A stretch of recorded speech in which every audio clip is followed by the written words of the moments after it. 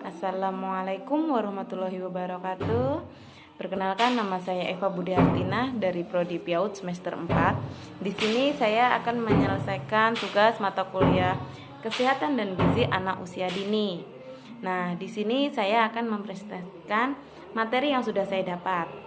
Nah, gizi dan kesehatan adalah suatu proses organisme menggunakan makanan yang dikonsumsi secara normal melalui proses digesti, absorpsi, transportasi, dan penyimpanan. Kesehatan dan gizi dapat diartikan sebagai suatu hal yang mendatangkan sehat atau kebaikan dengan diberikan zat makanan yang dibutuhkan dalam tubuh. Terutama bagi bayi, itu makanan yang paling penting adalah ASI. Nah, diusahakan kita sebagai para ibu rumah tangga atau pokoknya wanita itu makanan anak itu diutamakan ASI, apalagi sampai seumur 6 bulan itu ASI eksklusif itu lebih baik. Nah, pemberian makanan manis itu boleh diberikan pada anak usia dini, tapi dianjurkan tidak boleh berlebihan. Dan setelah selesai memberikan makanan manis itu sebaiknya kita mengajak anak-anak buat menggosok gigi. Kesehatan dan gizi anak sangat penting untuk diperhatikan sejak dini, mulai dari kandungan, karena kesehatan dan gizi sangat mempengaruhi pertumbuhan dan perkembangan secara fisik dan aspek-aspek yang lain. Potensi anak dapat dikembangkan jika anak sehat secara fisik maupun mentalnya.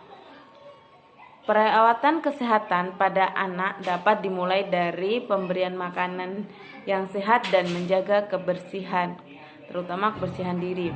Pemberian makanan yang sehat dapat menjaga kesehatan dan mendidik anak untuk menanamkan hidup sehat. Makanan yang dibutuhkan di dalam tubuh kita adalah yang mengandung zat tenaga, pembangun, dan zat pengatur. Nah, mungkin teman yang lain udah paham. Kalau makanan yang mengandung zat tenaga itu seperti beras, jagung, gandum, ubi, sagu, kentang, dan lain-lain. Makanan yang mengandung zat pembangun yang berasal dari makanan yang nabati dan hewani. Nabati itu seperti kacang-kacangan, tempe, tahu. Kalau hewani itu seperti telur, ayam, daging, ikan, susu. Makanan yang mengandung pengatur itu semua sayuran dan buah-buahan. Nah,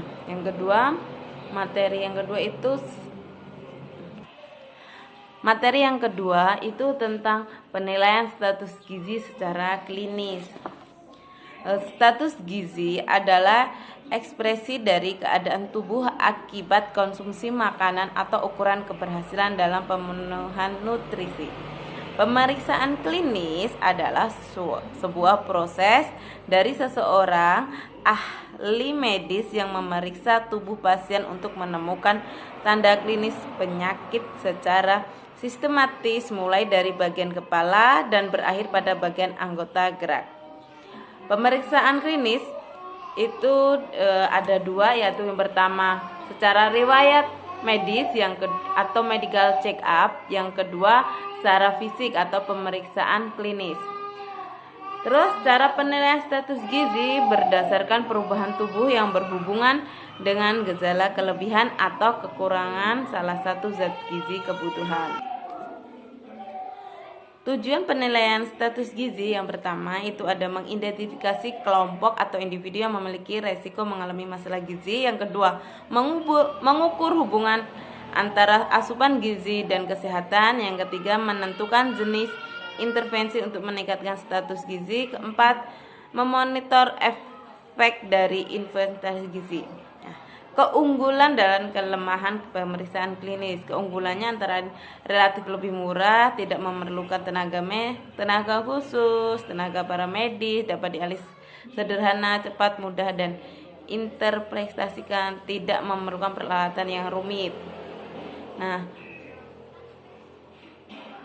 kelemahannya, beberapa gejala klinis dapat terjadi tidak bersifat spesifik.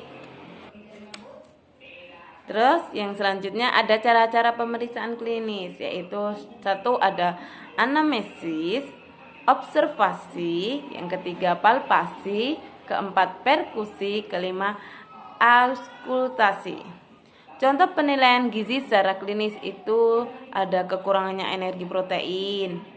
Terus yang kedua itu keadaan kurangan gizi yang disebabkan oleh rendahnya konsumsi energi dan protein dalam makanan sehari-hari sehingga tidak memenuhi angka kecukupan gizi. Terus yang ketiga, tanda-tanda adanya terlihat kurus, tinggal tulang terbungkus kulit. Mungkin hanya ini. Terima kasih. Hanya ini yang bisa saya sampaikan. Saya akhiri. Wassalamualaikum warahmatullahi wabarakatuh.